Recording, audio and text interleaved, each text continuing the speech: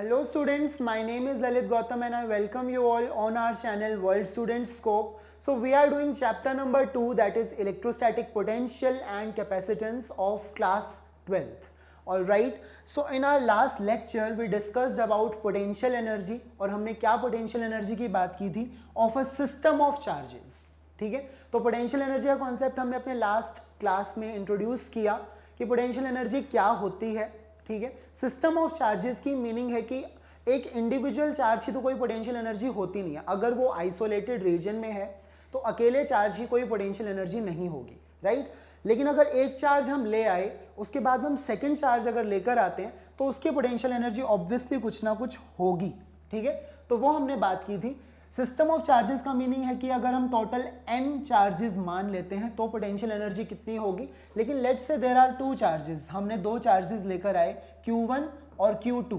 ठीक है, तो 2 चार्जेस, अब सिस्टम में सिर्फ 2 ही चार्जेस हैं तो पोटेंशियल एनर्जी क्या होगी हम U से रिप्रेजेंट करते हैं और पोटेंशियल एनर्जी का फॉर्मूला हो जाता है K Q1 first charge multiplied by second charge divided by R12, यानी कि distance between these 2 charges. Alright, ये जो डिस्टेंस होगा इसी को हम कह रहे हैं R12. ऑलराइट, लेकिन अगर यहाँ बहुत सारे चार्जेस होंगे यानी कि अगर n चार्जेस हम लेकर आते हैं तब हम पोटेंशियल एनर्जी को कैसे लिख सकते हैं. उस टाइम पर देखिए हमें सभी पेयर्स इंक्लूड करने होंगे, Q1 Q2 फिर Q2 Q3, है ना, थर्ड और फर्स्ट चार्ज सभी पेयर्स को हमें इंक्लूड करना होगा. So at that time we will write constant K, तो देखो कॉमन है बाहर आ जाता है. उसके बाद में हम लिखते हैं समेशन. समेशन हमें करना होता है सभी पेयर्स पे, तो we will write all pairs. We have to include all pairs. ठीक है, और एक पेयर को आपने सिर्फ एक ही बार लेना है. मतलब अगर फर्स्ट और थर्ड चार्ज की आपने पोटेंशियल एनर्जी यूज कर ली Q1 Q3 तो उसको Q3 Q1 दोबारा से इंक्लूड करने की जरूरत नहीं है. ठीक है, so I will write here QI QJ. ठीक है, इंडाइसेस में आगे I और J दोनों ही वेरिएबल है. ठीक है, और नीचे होगा RIJ. इस तरह से वेरी करेंगे. यहाँ पर I और J इक्वल नहीं हो सकते. I can not be equal to J. This is important. क्यों? क्योंकि अगर वो इक्वल हो गया तो Q1 स्क्वायर, मान लीजिए 1 और 1 तो Q1 स्क्वायर. अब अकेले चार्ज की कोई पोटेंशियल एनर्जी होती नहीं है. ठीक है, उसकी पोटेंशियल एनर्जी Q1 Q2 दूसरे चार्ज के आने के साथ में इसकी पोटेंशियल एनर्जी बनती है, अदरवाइज कोई पोटेंशियल एनर्जी है नहीं. ठीक है, अकेले चार्ज की पोटेंशियल एनर्जी हम क्या लिखेंगे 0, क्योंकि उसे लाने में हमें कोई वर्क डन नहीं करना पड़ा. ठीक है, so this is the formula for system of charges. अगर बहुत सारे चार्जेस प्रेजेंट हैं तो हमें इस तरह से सॉल्व करना होगा. ठीक है, so we have done this part in our last lecture. तो अब आज हम क्या डिस्कस करने वाले हैं, क्योंकि यहां पर हमने देखिए क्या डिस्कस किया था कि हम एक चार्ज को लेकर आए आइसोलेटेड रीजन में. वहां पर पहले से कोई भी इलेक्ट्रिक फील्ड नहीं है, पहले से दूसरा कोई चार्ज वहां पर प्रेजेंट नहीं था, तो Q1 को लाने में जो हमें वर्क डन करना पड़ा वो 0 था. ठीक है, so W1 that is the work done to bring Q1 from infinity. So वो वर्क डन 0 है. लेकिन जब हम सेकेंड चार्ज को लेकर आए उस टाइम पर देखिए Q1 पहले से वहां पर प्रेजेंट है, तो उसकी वजह से यहाँ इलेक्ट्रिक फील्ड भी होगा और पोटेंशियल भी होगा. ठीक है, तो Q2 को यहां तक लाने में हमें कुछ ना कुछ वर्क डन करना पड़ेगा. सो ये जो भी वर्क डन हमने करना पड़ा या फिर ये जो फील्ड था इस रीजन में, जो फील्ड है वो किसकी वजह से, Q1 की वजह से है. ऑलराइट, फर्स्ट चार्ज की वजह से है. फिर सेकेंड चार्ज को लेकर आएंगे तो सेकेंड चार्ज का भी अपना फील्ड आ जाएगा, अपना पोटेंशियल आ जाएगा. तो उसके बाद अगर हम थर्ड चार्ज को लेकर आते हैं Q3 तो वो दोनों की वजह से पोटेंशियल उस पर यूज होगा. ठीक है, यहाँ पर इसकी वजह से पोटेंशियल होगा V1 और इसकी वजह से पोटेंशियल होगा V2. ठीक है, सो दोनों पोटेंशियल्स यहाँ पर ऐड होंगे, दोनों चार्जेस यहाँ पर इंपॉर्टेंट हैं. लेकिन पहले से यहाँ पर कोई ऐसा फील्ड नहीं था, मतलब मैंने कुछ ये नहीं कहा कि यहाँ पर कोई एक्सटर्नल फील्ड पहले से ही प्रेजेंट है, ऐसा तो कुछ भी नहीं है. राइट, सो ये जो चीज़ है वो हमें आज डिस्कस करनी है. अगर एक एक्सटर्नल फील्ड पहले से प्रेजेंट है इन अ रीजन तो हमें क्या करना होगा. Alright, so what will be potential energy. अब पोटेंशियल एनर्जी की ही हम बात करेंगे इन एक्सटर्नल फील्ड. अगर एक्सटर्नल फील्ड में हम देखें, ठीक है, तो आज भी हम वही चीज करते हैं. दोबारा से हम फर्स्ट चार्ज जो हमारा Q1 है उसको हम इन्फिनिटी से लेकर आते हैं किसी पॉइंट तक, लेकिन जिस रीजन में हम उसे लेकर आएंगे वो रीजन आइसोलेटेड रीजन नहीं है, वो रीजन में इलेक्ट्रिक फील्ड पहले से प्रेजेंट है. Let me draw it like this. अब ये तो यूनिफॉर्म इलेक्ट्रिक फील्ड हो गया, सो मैं यूनिफॉर्म इलेक्ट्रिक फील्ड नहीं यहाँ पर बनाना चाहूँगा, ठीक है। हम कुछ भी मान लेते हैं, यहाँ पर कुछ भी पहले से चार्ज प्रेजेंट है, ये हमारा क्या है, सोर्स चार्ज, जिसकी वजह से आसपास के रीजन में क्या है, इलेक्ट्रिक फील्ड है, ठीक है। आसपास के रीजन में इलेक्ट्रिक फील्ड है, लाइक दिस, ऑलराइट। ये कैसा भी चार्ज हो सकता है, हाँ, उससे हमें कोई लेना देना नहीं है। This is our source charge, source charge,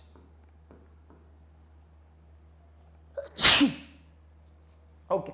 so source charge यहां पर पहले से प्रेजेंट है, इसकी वजह से कुछ ना कुछ इलेक्ट्रिक फील्ड यहां पर है, ठीक है। और हम क्या कर रहे हैं, Q1 चार्ज को इन्फिनिटी से, किसी भी चार्ज को हम कहां से लेकर आते हैं, इन्फिनिटी से लेकर आते हैं, राइट। सो इन्फिनिटी से हम लेकर आए किसी एक पॉइंट P पर, ठीक है। सो ये हमारा कोई पॉइंट P है, किसको लेकर आए हम, Q1 चार्ज को। दिस इज चार्ज Q1, तो पॉइंट P पर कौन आ गया, Q1 चार्ज आ गया, ठीक है।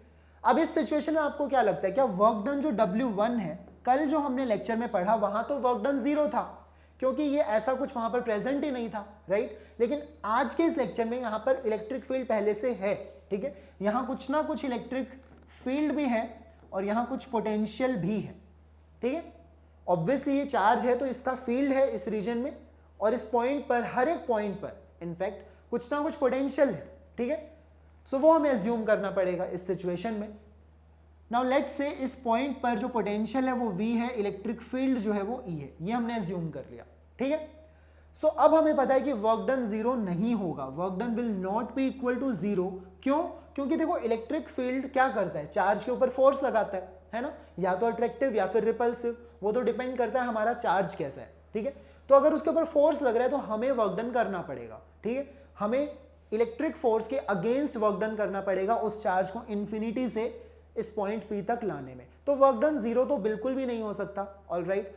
यानी कि हमने कुछ ना कुछ वर्क डन अगर किया W1, alright, so work done divided by charge, work done को अगर मैं इस चार्ज के मैग्नीट्यूड से डिवाइड कर देता हूं तो वो क्या हो जाता है, वो हो जाता है इस पॉइंट का पोटेंशियल, है ना, पोटेंशियल एट पॉइंट P, ठीक है। और वो हमने क्या एज्यूम किया है, पोटेंशियल हमने एज्यूम किया है V। तो I am writing, let's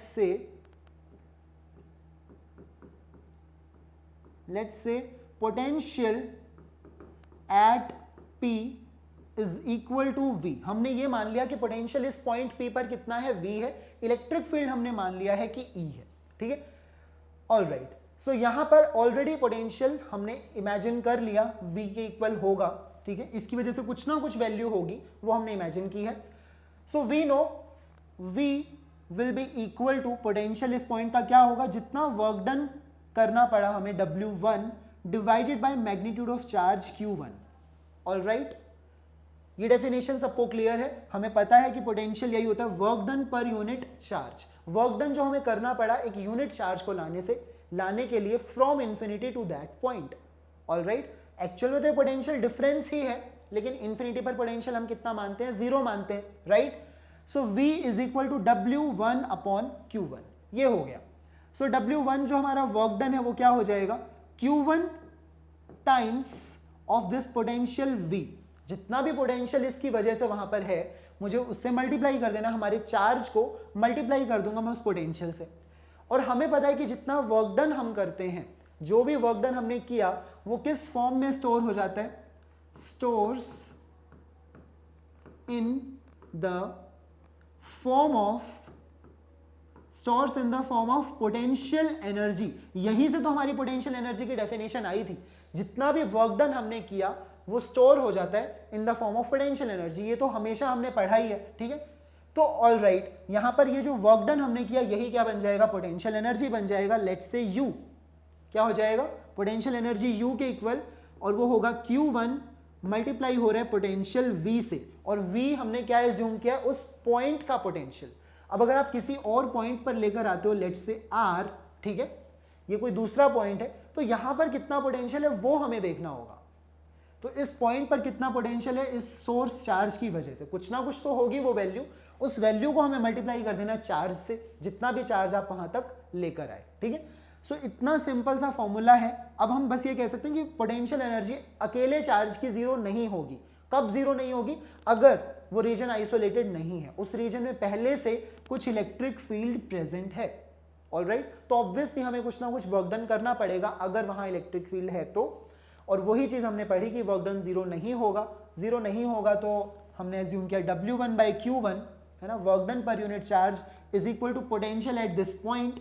potential हमें ऑलरेडी पता है, वर्क डन नहीं पता, ठीक है।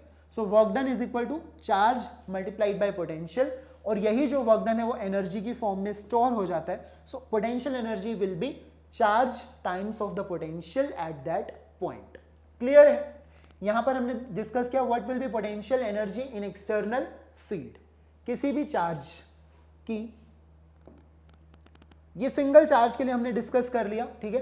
So potential energy of a single charge, अब हम क्या कह सकते हैं, पोटेंशियल एनर्जी होगी U, उस चार्ज का मैग्नीट्यूड जो भी वो Q1 है उसको मल्टीप्लाई कर देना है V, ठीक है।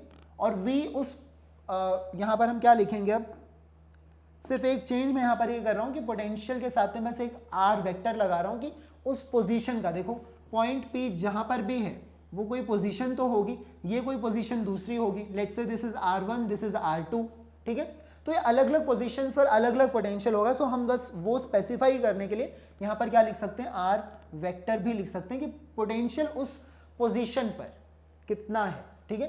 So that will be the potential energy of a single charge. एक सिंगल चार्ज की पोटेंशियल एनर्जी ये हो जाएगी, ठीक है। I hope this is clear to you. Energy हमेशा पोटेंशियल एनर्जी है तो वो किस में होगी, जूल्स में ही होगी। ऑलराइट, पोटेंशियल एनर्जी जूल्स में होगी।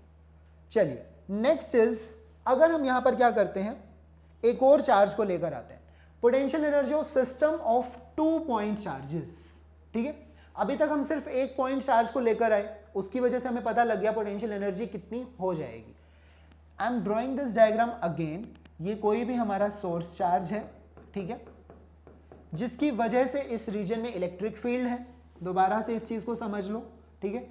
कैसा भी इलेक्ट्रिक फील्ड हो सकता है, हम यूनिफॉर्म इमेजिन अभी नहीं करेंगे, ये इलेक्ट्रिक फील्ड कैसा भी हो सकता है, ठीक है। बस हमने एक रैंडम सा ये इलेक्ट्रिक फील्ड बना दिया, हर एक पॉइंट पर कुछ ना कुछ इलेक्ट्रिक फील्ड होगा, कुछ ना कुछ पोटेंशियल होगा। Okay, so I am repeating the same story again. दोबारा से सुन लो एक बार कि जब हम किसी चार्ज Q1 को लेकर आते हैं इन्फिनिटी से कहां तक लेकर आते हैं, किसी पॉइंट P पर, ठीक है, तो हमें कुछ ना कुछ वर्क डन करना पड़ेगा। वो वर्क डन हमने इमेजिन किया W1, ठीक है। पॉइंट P पर जो हमने पोटेंशियल माना, अब क्योंकि हम 2 पॉइंट चार्जेस को लेकर आने वाले हैं, है ना, तो यहां पर सिर्फ E और V नहीं लिखेंगे, हम पॉइंट P पर जो इलेक्ट्रिक फील्ड है उसे हम लिख लेते हैं E1, वो तो ऑब्वियसली वेक्टर है, और जो पोटेंशियल है उसे हम लिख लेते हैं V1, ठीक है। सेफ रहने के लिए हम इसको इस सोर्स चार्ज से, जो भी ओरिजिन से कह लो या फिर कहीं से भी, ठीक है, हमारा एक ओरिजिन भी होगा। Let's say this is my origin, क्योंकि ये तो बहुत बड़ा मैंने बना दिया तो ये ओरिजिन नहीं हो सकता, तो एक ओरिजिन से मैंने इसका पोजीशन वेक्टर क्या मान लिया, R1, ठीक है। So this is position vector of this point, और इस पोजीशन वेक्टर पर पोटेंशियल कितना है, V1 है, ठीक है। सिमिलरली अगर एक और पॉइंट है, let's say this is R, ठीक है, सो यहां पर ओरिजिन से अगर आप इसका पोजीशन वेक्टर देखेंगे तो वो कुछ और हो जाएगा, लेट्स से R2 वेक्टर, ठीक है, उसकी पोजीशन अलग है। यहां पर मैं एक और दूसरा चार्ज लेकर आना चाहता हूं, सेकंड चार्ज। ये तो Q1 था जो फर्स्ट चार्ज हम लेकर आए, ठीक है। अब हम एक और चार्ज लेकर आना चाहते हैं, Q2 को कहां से लेकर आएंगे, दोबारा से हम कहां से लेकर आएंगे, इन्फिनिटी पर जाएंगे, मेहनत करेंगे, वर्क डन करेंगे, ठीक है, और उसको लेकर आएंगे पॉइंट R तक, ठीक है। तो जो हमने वर्क डन किया इस सिचुएशन में वो हमने मान लिया W2। क्लियर है पिक्चर बिल्कुल। अब हम 2 चार्जेस की बात कर रहे हैं, 2 पॉइंट चार्ज हम लेकर आ रहे हैं किसी भी रीजन में। इसको ज्यादा ध्यान मत दो, इसको, ये सिर्फ मैंने इसलिए बनाया है कि ये इलेक्ट्रिक फील्ड इसकी वजह से कैसा भी हो सकता है, ठीक है। सो ये हमारे लिए इतना इंपॉर्टेंट नहीं है, बस इसकी वजह से ये इलेक्ट्रिक फील्ड है, वरना एक क्वेश्चन आएगा कि इलेक्ट्रिक फील्ड आया कहां से, ठीक है। तो कुछ तो होगा जिसकी वजह से यहां पर इलेक्ट्रिक फील्ड होगा, ठीक है। तो ओरिजिन से हम अपने क्या करेंगे, पोजीशन वेक्टर्स मेजर करेंगे कि ये R1 वेक्टर है, ये R2 वेक्टर है, ये 2 अलग अलग पॉइंट्स हैं। दोनों पॉइंट्स पर हम अलग अलग चार्जेस को लेकर आए हैं, अलग अलग पॉइंट चार्जेस को, ठीक है।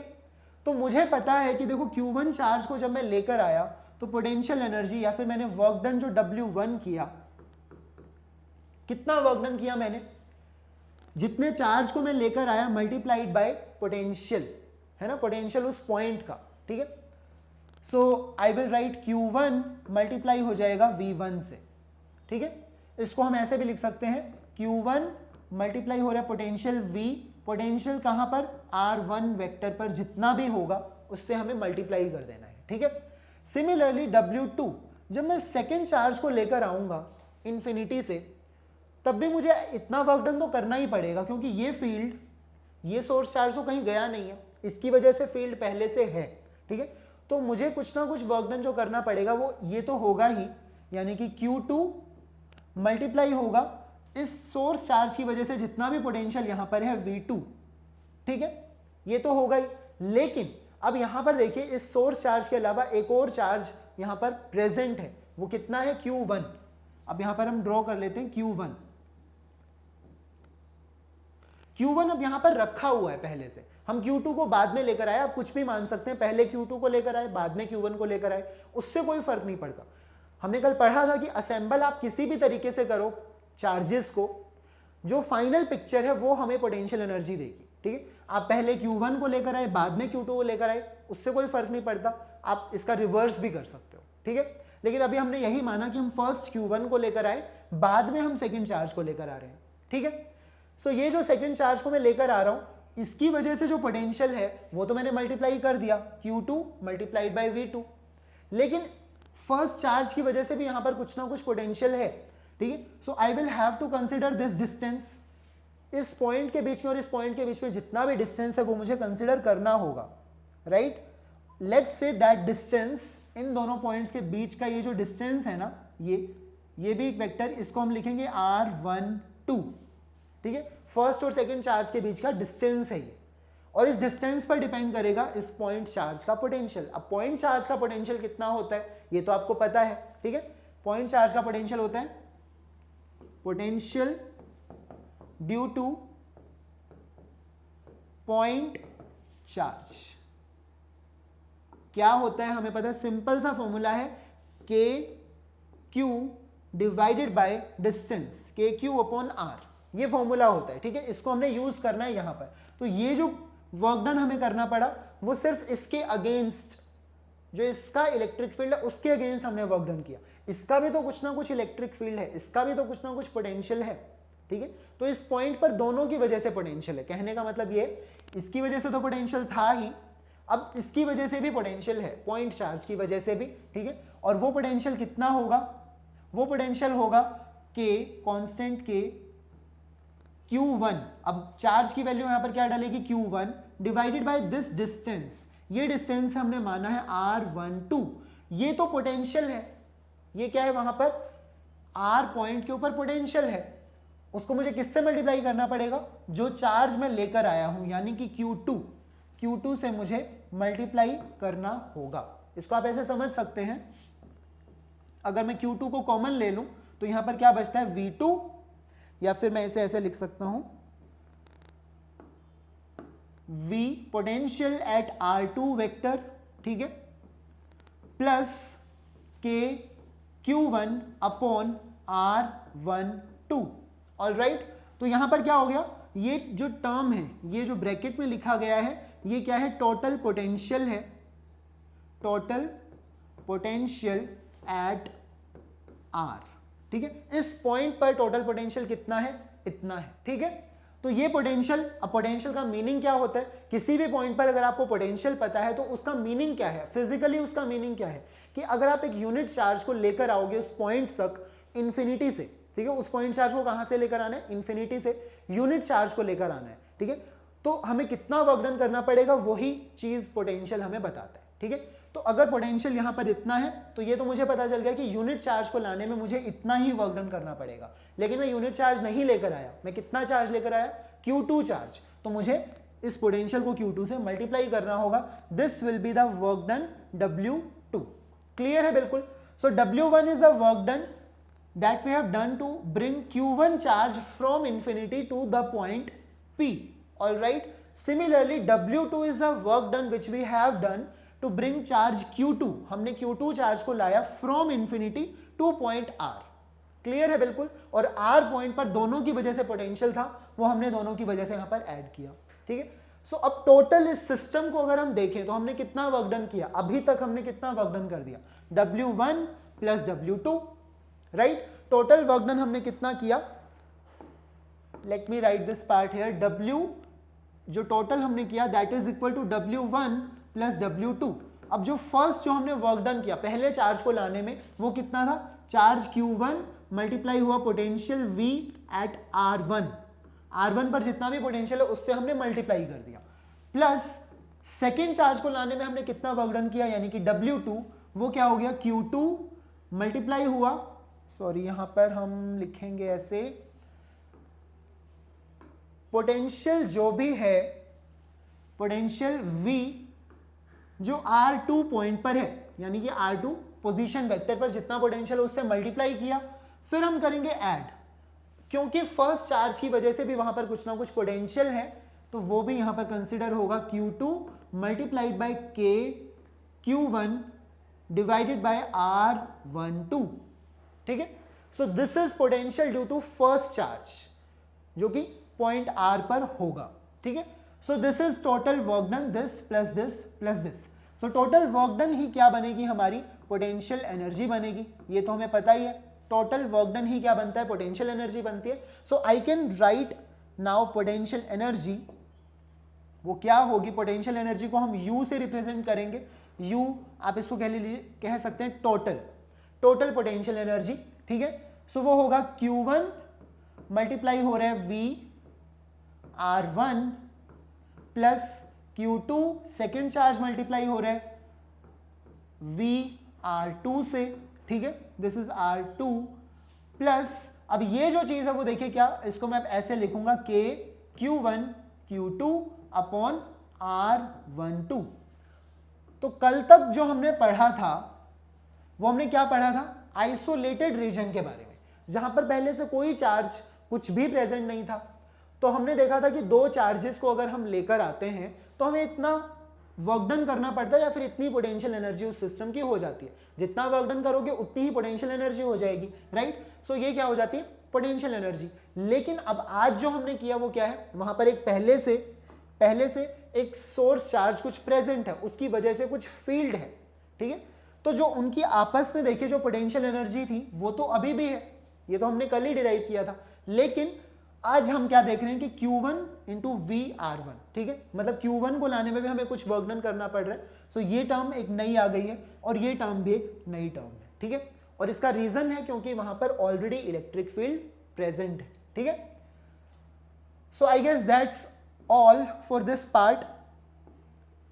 यहां पर हमने देखा पोटेंशियल एनर्जी अगर हम दो पॉइंट चार्जेस को लेकर आते हैं एक्सटर्नल फील्ड के अंदर, ठीक है, एक्सटर्नल फील्ड में अगर हम दो पॉइंट चार्जेस को लाएंगे तो हमें कितना वर्क डन या फिर कितनी पोटेंशियल एनर्जी सिस्टम की हो जाएगी, ठीक है।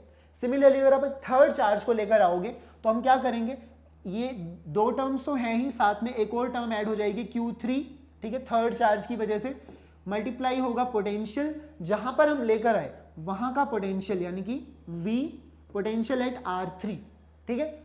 और फिर साथ में आपस वाली जो पोटेंशियल एनर्जी है वो तो रहेगी ही रहेगी, यानी कि क्या आ जाएगा, K Q2 Q3 वाली टर्म आ जाएगी अपॉन R2 3 प्लस एक टर्म आ जाएगी Q3 और Q1 वाली, और ये हो जाएगा R31।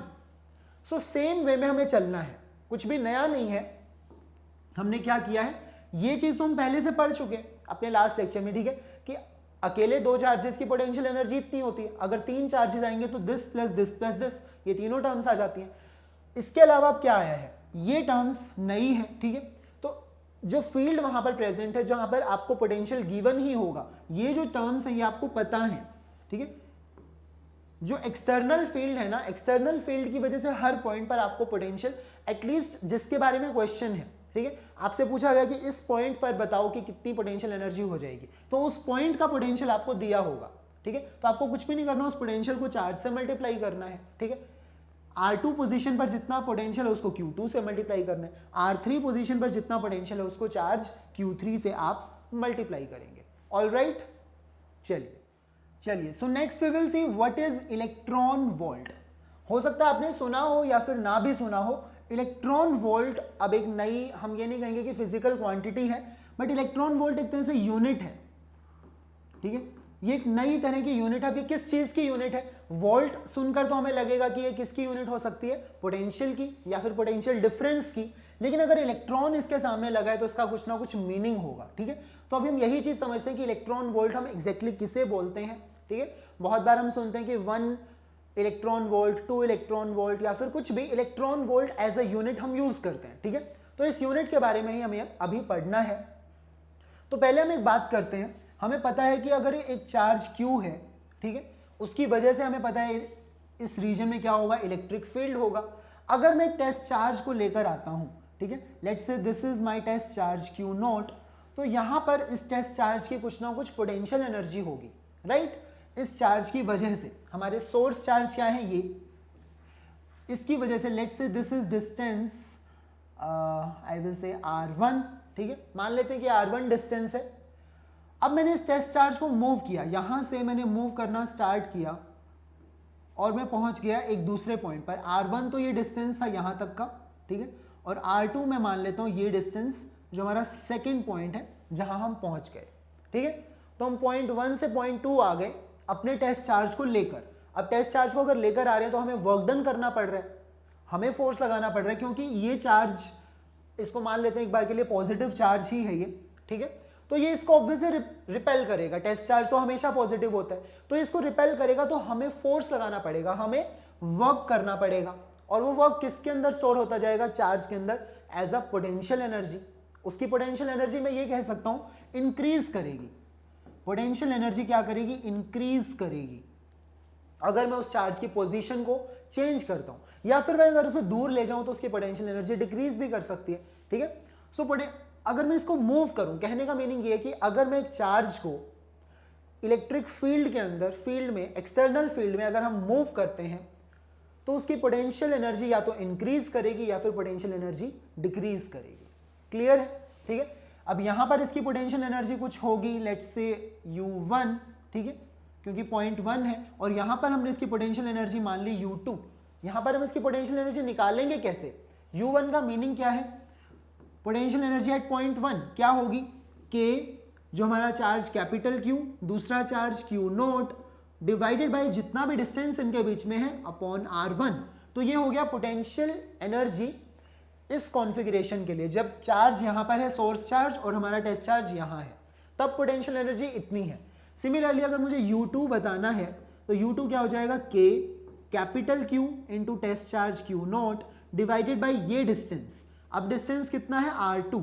तो इस कॉन्फ़िगरेशन के लिए जब हमारा टेस्ट चार्ज यहां पहुंच जाएगा तो सिस्टम की पोटेंशियल एनर्जी इतनी है, ठीक है। तो मैं U2 माइनस U1 अगर करूं, U2 माइनस U1 अगर मैं कर देता हूं तो वो क्या होगा, ये चीज क्या आ जाएगी, इंक्रीज जो हुआ, या फिर मैं इसको क्या लिख सकता हूं, delta U, change in potential energy. इसे मैं ये भी लिख सकता हूं U final, final potential energy minus मैं क्या कर रहा हूं, इनिशियल पोटेंशियल एनर्जी, ठीक है। ये सब एक ही बात है, डेल्टा U यानी कि उसकी पोटेंशियल एनर्जी में कितना चेंज आया, इसका मतलब यही हुआ ना, फाइनल में से इनिशियल को मुझे सब्ट्रैक्ट करना होगा, ठीक है। सो ये हो गया हमारा चेंज इन पोटेंशियल एनर्जी।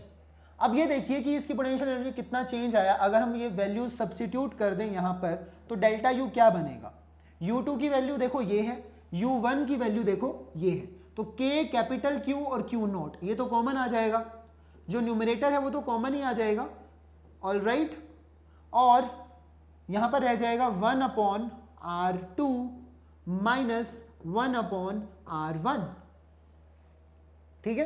ये हो गया 1 bye R2 minus 1 upon R1, ठीक है। अगर मैं K कैपिटल Q इसको अगर अंदर रखूं और Q नॉट सिर्फ टेस्ट चार्ज को बाहर रखता हूं तो देखिए क्या बन जाएगा, मैं इसी में चेंज कर देता हूं, K और कैपिटल Q को मैं अंदर ही रखता हूं यहीं पर, ओके। सो देखिए क्या हो जाएगा, ये हो जाएगा K कैपिटल Q और यहां पर भी हम लिखेंगे K कैपिटल Q, ठीक है। अब ये KQ बाय R2 इसका मीनिंग क्या है, KQ अपॉन R2, ये है potential.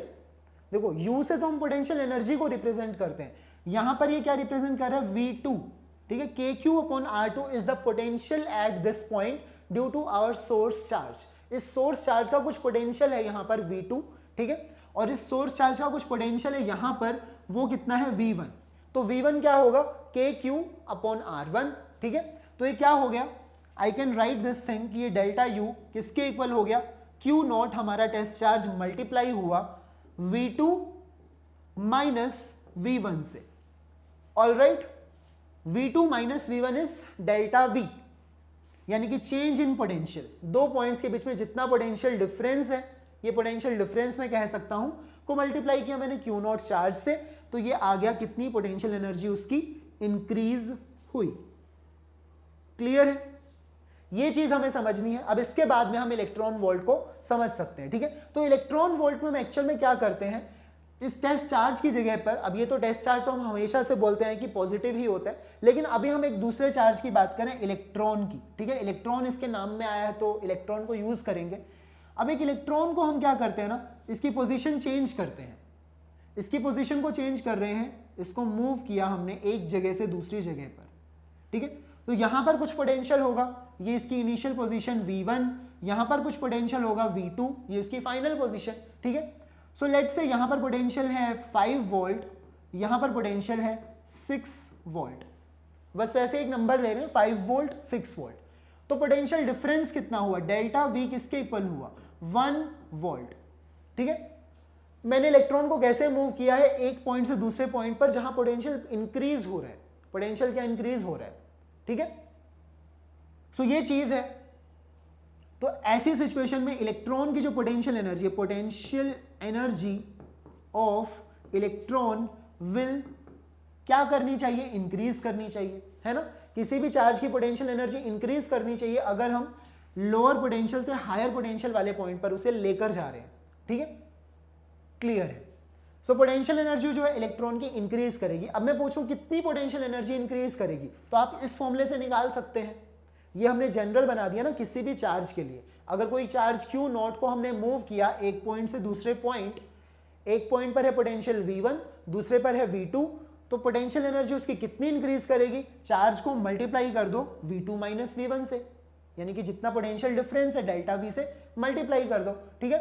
So potential energy electron की कितनी इंक्रीज करेगी, डेल्टा U अगर मैं निकालता हूं तो इलेक्ट्रॉन पर जितना चार्ज होता है उसको हम E से रिप्रेजेंट करते हैं, स्मॉल e, ठीक है। तो ये चार्ज Q0 की जगह पर हमने लिखा E, और फिर क्या आएगा डेल्टा V, यानी कि जितना पोटेंशियल डिफरेंस है, और वो 1 वोल्ट है। सो मैं कह सकता हूं कि delta U is equal to E। ये इलेक्ट्रॉन के चार्ज के इक्वल हो गया, है ना।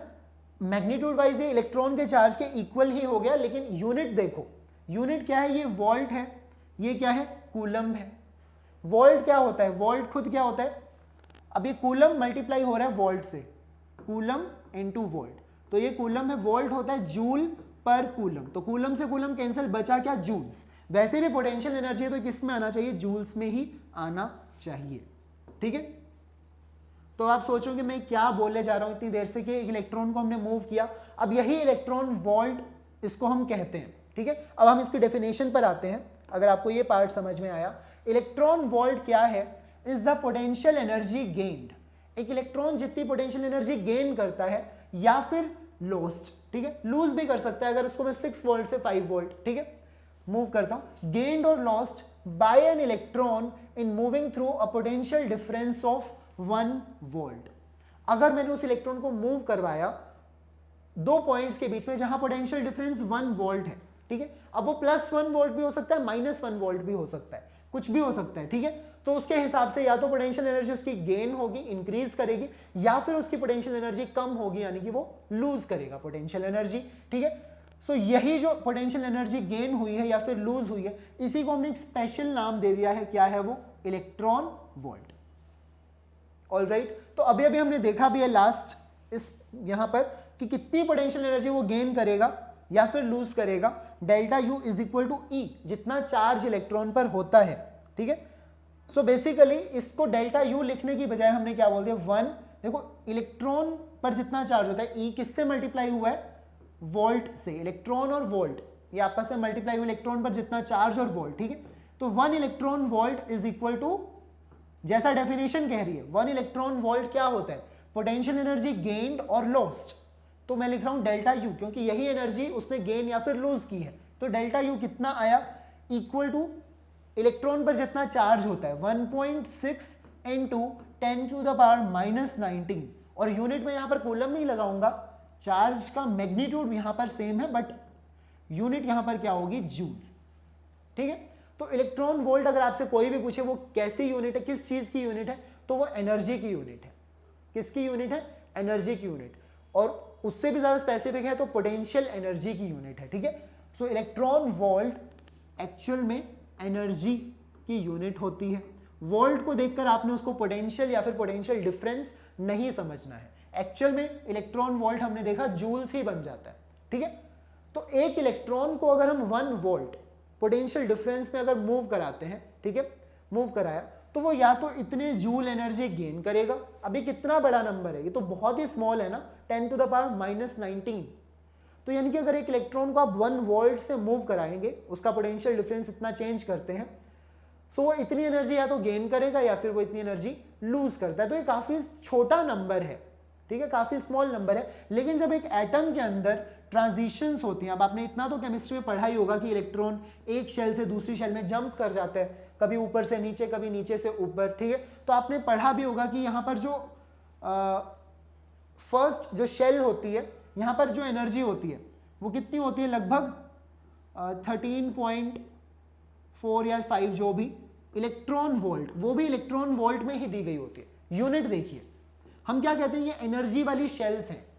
एक न्यूक्लियस के अराउंड कैसी शेल्स हैं, एनर्जी, ठीक है, जिनके अंदर कांस्टेंट एनर्जी होती है। तो ये एनर्जी वाली शेल है, तो यहाँ पर इलेक्ट्रॉन वोल्ट क्यों यूज किया गया, क्योंकि इलेक्ट्रॉन वोल्ट एक एनर्जी की ही यूनिट है। ठीक है, तो यहाँ पर जो नंबर होता है, फर्स्ट शेल में इतनी एनर्जी है, सेकंड शेल में एनर्जी कम हो जाएगी। ठीक है, वैसे नेगेटिव लगता है यहाँ पर क्योंकि ये अट्रैक्टिव है ना, न्यूक्लियस और इलेक्ट्रॉन के पीछे अट्रैक्टिव फोर्स एक्ट कर रहा है, तो यहाँ पर ये एनर्जी जो होती है वो नेगेटिव होती है, माइनस में हम लिखते हैं इसको। ठीक है, यूनिट क्या लगाते हैं, देखो इलेक्ट्रॉन वोल्ट लगाते हैं, तो उसका एक मीनिंग है, ये एनर्जी शेल्स होती है, और एनर्जी शेल्स हम इसीलिए कह रहे हैं, देखो ये यूनिट इलेक्ट्रॉन वोल्ट ही है। ठीक है, सो ये चीज है। तो जब एक इलेक्ट्रॉन यहां से यहां जंप करता है, तो वो कई बार एनर्जी गेन करने पर वो शेल को क्या करता है, जंप करता है, और जब इलेक्ट्रॉन हायर शेल से लोअर शेल में आता है, तब वो एनर्जी क्या करता है, लूज करता है। ठीक है, जब उसको आपने एक्साइट कराना है, एक्साइट करने के लिए तो आपको एनर्जी देनी पड़ेगी ना, आपको एनर्जी देनी पड़ेगी, और अगर वो हायर शेल से लोअर शेल में आ जाता है तो वो एनर्जी रिलीज कर देता है। ठीक है, तब वो एनर्जी रिलीज कर देता है। तो ये जो एनर्जीज के चेंजेस होते हैं इतने ही होते हैं, बहुत कम होते हैं। ठीक है, अगर उसको हम जूल्स में लिखने लगे तो बार बार हमें ये फैक्टर्स 10⁻⁻19, कभी -21, कभी माइनस, ठीक है, इतने बड़े बड़े फैक्टर्स हमें लगाने पड़ेंगे। तो उसको अवॉइड करने के लिए बस एक नई यूनिट बना दी गई है। ठीक है, एक नई यूनिट ही है और कुछ भी नहीं है। ठीक है, सो अब आपको क्लियर है 1 इलेक्ट्रॉन वोल्ट कितना होता है, 1.6 इंटू 10⁻⁻19 जूल। ठीक है, तो ये सारी पिक्चर क्लियर है। अब इसके साथ में कई बार ये अलग अलग चीजें यूज हो जाती हैं, जैसे मिली इलेक्ट्रॉन वोल्ट। इसका मीनिंग क्या है, मिली इलेक्ट्रॉन वोल्ट। ये क्या है, किलो इलेक्ट्रॉन वोल्ट। ये है मेगा, यहां पर गीगा या फिर टेरा। तो ये सब इनके आगे यूज हो जाते हैं प्रीफिक्स। तो अब इसका मीनिंग देखिए, मिली का मतलब क्या होता है, 10⁻³ है ना, मिली। अकेले मिली का मीनिंग तो 10⁻³ होता है। तो अगर मैं यहाँ पर 10⁻³ को और ले आऊं, मल्टीप्लाई करूं, तो वो क्या बनेगा, 10⁻22 बन जाएगा। ठीक है, so I can write 1.6 into 10⁻22 joules. ठीक है, तो कभी भी अगर मिली इलेक्ट्रॉन वोल्ट देखने को मिलता है, देखो इलेक्ट्रॉन वोल्ट खुद ही इतनी छोटी यूनिट है, 10⁻⁻19 जूल। अब आप उसके आगे मिली लगा रहे हो तो वो और भी ज्यादा कम हो जाएगी, 10⁻22 हो जाएगी, राइट। किलो अगर आप लगा रहे हो तो आप उसको बढ़ा रहे हो, आप इंक्रीज कर रहे हो, है ना। सो किलो का मतलब होता है 10⁻+3। अगर आप 10⁻+3 यहाँ पर मल्टीप्लाई करोगे तो ये -19 है, और +3 अगर आएगा तो वो क्या बनेगा, -16 बन जाएगा। तो 1.6 इंटू 10⁻−16 जूल। आई होप ये क्लियर है। मेगा का मीनिंग क्या होता है, मेगा मीन्स 10⁻6। अगर मैं 10⁻6 यहां लेकर आता हूं, मल्टीप्लाई करूंगा, तो ये -19 है और +6 क्या हो जाएगा -13. So I will write 1.6 into 10 to the power -13 joule. Clear है. फिर गीगा इलेक्ट्रॉन वोल्ट. अब गीगा का मीनिंग होता है 10 की पावर 9 हम यहां पर लगा देंगे. So it will be 1.6 into 10 की पावर में हम क्या यूज करेंगे, देखिए 9 आ जाएगा ना, ये +9 होता है. सो 9 और ये -19 तो ये बन जाएगा -10 जूल. ठीक है. तो हम ये इंक्रीज करते जा रहे हैं, -16 -13 फिर -10. तो ये बढ़ती जा रही है एनर्जी. वैसे भी ये फैक्टर्स बड़े एनर्जी को ही रिप्रेजेंट करते हैं. टेरा, अब टेरा का मीनिंग होता है 10 की power 12. Mega means 10 to the power 6, giga means 10 to the power 9, tera means 10 to the power 12. तो अगर 12 यहां पर लगेगा तो इट विल बिकम 1.6 इंटू 10 की पावर में -7 जूल. तो ये पिक्चर है. ठीक है. ये तो हमने बस वैसे समझा इसको, लेकिन अब ये देखिए, ये डेफिनेशन है इलेक्ट्रॉन वोल्ट की. इलेक्ट्रॉन वोल्ट को अगर आपने डिफाइन करना है तो कैसे करेंगे, पोटेंशियल एनर्जी गेन्ड और lost by an electron in moving through a potential difference of 1 volt. अगर आप एक इलेक्ट्रॉन को मूव कराते हो through a potential difference of 1 volt, तो वो जितनी एनर्जी गेन करेगा या फिर लूज करेगा वो इतनी कम एनर्जी होती है, इतनी कम एनर्जी होती है. तो ये हमें यूज करनी होती है एटम को. जब हम स्टडी करते हैं, न्यूक्लियर फिजिक्स पढ़ते हैं, तो वहां पर ज्यादातर हम इलेक्ट्रॉन वोल्ट को ही यूज करते हैं. ये एनर्जी इतनी कम होती है, तो इसीलिए हमने उसको स्पेशली एक नाम दे दिया, क्योंकि इसमें हमें बहुत ज्यादा यूज करना है इसलिए. ठीक है. All right. सो आज हमने देखा कि पोटेंशियल एनर्जी एक चार्ज की अगर हम एक्सटर्नल फील्ड में उसे लेकर आते हैं. ठीक है. कल तो हमने देखा था कि अगर आइसोलेटेड रीजन में हम एक चार्ज को लेकर आए इन्फिनिटी से तो उसकी पोटेंशियल एनर्जी क्या होगी. ठीक है. लेकिन आज हमने देखा कि अगर एक चार्ज को हम लेकर आते हैं ऑलरेडी एग्जिस्टिंग एक्सटर्नल फील्ड में, तो उसकी पोटेंशियल एनर्जी हम कैसे कैलकुलेट करेंगे. अगर हम 2 चार्जेस को ला रहे हैं तब हम क्या करेंगे, अगर हम मल्टीपल चार्जेस को लेकर आ रहे हैं तो भी हम क्या करेंगे. उसके बाद में हमने इलेक्ट्रॉन वोल्ट के बारे में पढ़ा और इसकी कुछ यूनिट्स जो हम यूज करते हैं, मेगा या फिर मिली इलेक्ट्रॉन वोल्ट, ये सब हम बहुत ज्यादा फ्रीक्वेंटली यूज करते हैं न्यूक्लियर या फिर एटॉमिक फिजिक्स के अंदर. All right. So next lecture में हम डिस्कस करेंगे इसका ही नेक्स्ट टॉपिक जो कंटिन्यू करेंगे, potential energy of a dipole. अब डाइपोल को हमने फर्स्ट चैप्टर में भी पढ़ा, वहां पर इलेक्ट्रिक फील्ड के बारे में पढ़ा. फिर हमने पोटेंशियल पढ़ा डाइपोल का क्या होता है. ठीक है. इस सेकंड चैप्टर में अब हम पढ़ने वाले हैं डाइपोल की पोटेंशियल एनर्जी के बारे में in our next lecture. All right. So keep watching our videos. Till then take care and thank you.